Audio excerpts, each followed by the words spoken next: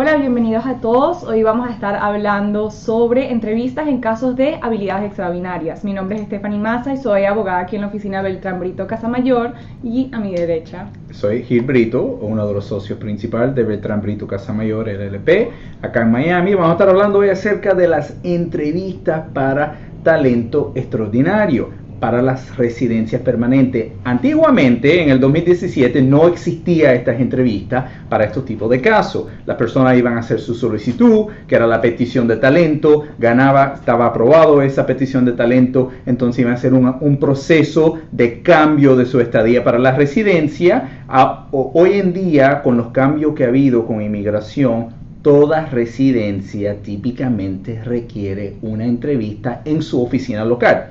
¿Qué es los resultados de eso? Los tiempos de espera se han demorado muchísimo para tener una entrevista. Toda la estructura de inmigración, ahora hay lo que se llama un bottleneck, ¿no? Que es en las oficinas locales hay muchas entrevistas y hay muy poco personal realmente para tener esas entrevistas. No es que ellos no quieran hacerlo más rápido, es que no pueden por la estructura que tienen actualmente.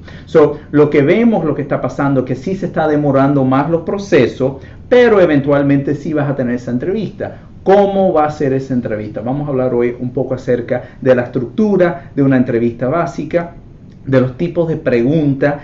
Literalmente vamos a estar leyendo de la misma entrevista, la notificación que llega de la entrevista. Hay mucha información en esa notificación que debe de llevar el cliente, el beneficiario, el aplicante, y hay mucha información que no aplica a su caso. Y es un punto muy importante porque me he dado de cuenta que no hay suficiente entrenamiento de los funcionarios en el nivel local todavía. Cuando hay un cambio de política en inmigración, el momento que deciden, bueno, vamos a cambiar cómo se va a hacer un procedimiento, hasta el momento que haga ese entrenamiento, los resultados y el sistema realmente está fluyendo correctamente, se toma un año. Es correcto, Gil, y como esta es la primera vez que están haciendo entrevistas para esta categoría, que es habilidades extraordinarias, hay muchos oficiales que tal vez no tienen esa experiencia y por eso es tan importante ir uno con toda la información y bien preparado para su caso, para su entrevista. Correcto. Estamos viendo muchas de estas entrevistas y hemos asistido personalmente a muchas entrevistas. Nuestros clientes han ido ya a estas entrevistas. Me siento capaz de verdad de poder preparar una persona correctamente y saber lo que realmente tiene que llevar y las preguntas frecuentes que le están haciendo. Right. Vamos a entrar.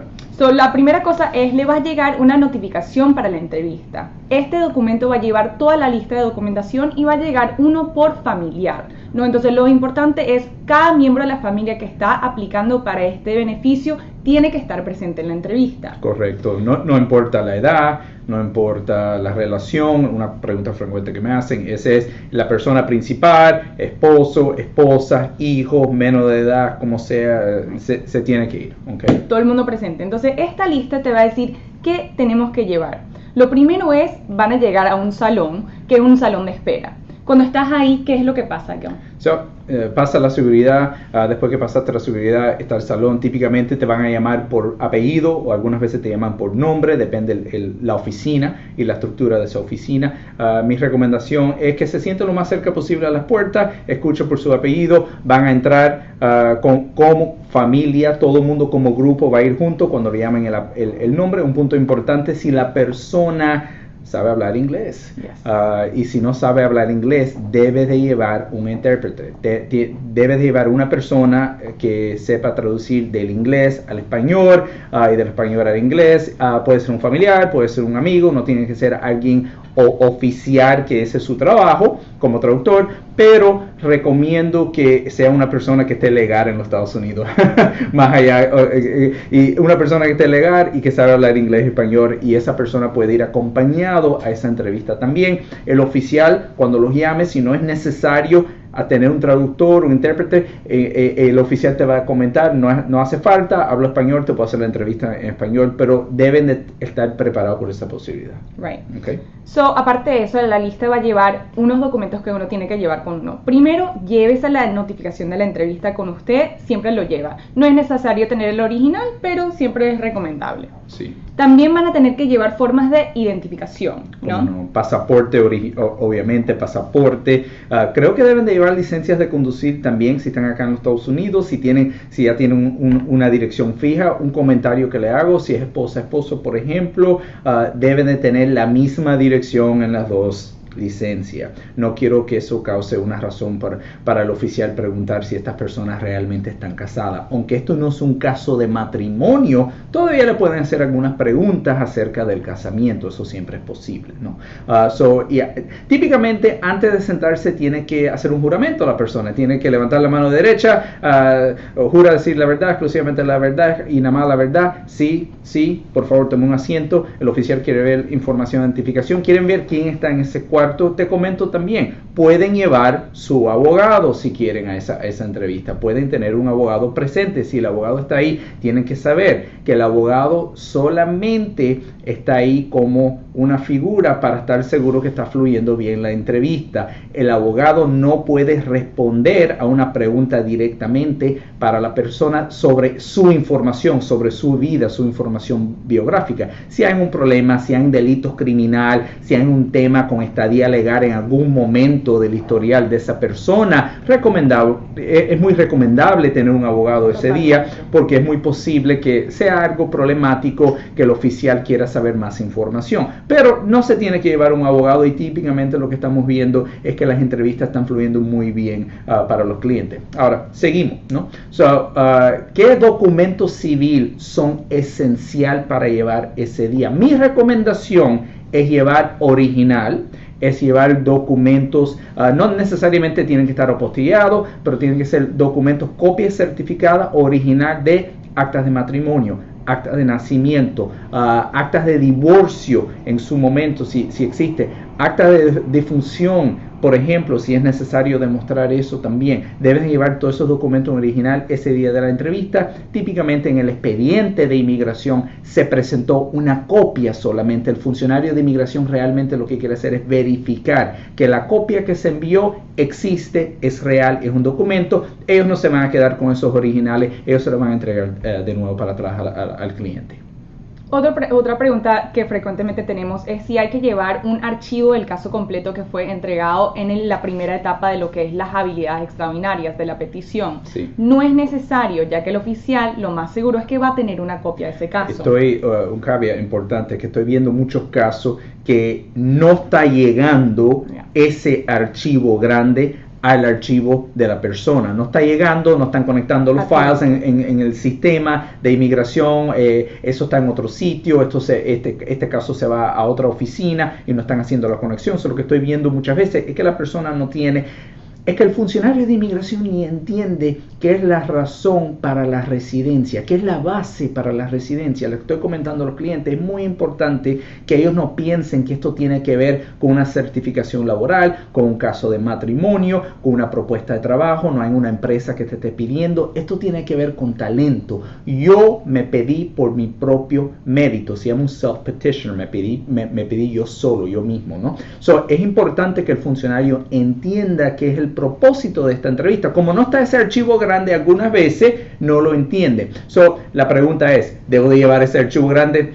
Yo no creo que tienes que llevar el archivo completo. Si quieres llevar algunas actividades que estaba haciendo recientemente, capaz en los últimos 6 meses, el último año, algo de artículos de prensa, algún reconocimiento, esto es un punto importante y está en la lista. Si tienen una propuesta de trabajo, si están trabajando actualmente. Si están trabajando actualmente, vamos a llevar algunos comprobantes de pago, algunas evidencias de trabajo. Si no están trabajando actualmente, la ley nos requiere que lleves esa oferta de trabajo para estos tipos de casos, pero es recomendable de tener capaz una carta de una propuesta o un proyecto que vas a estar desarrollando en el futuro.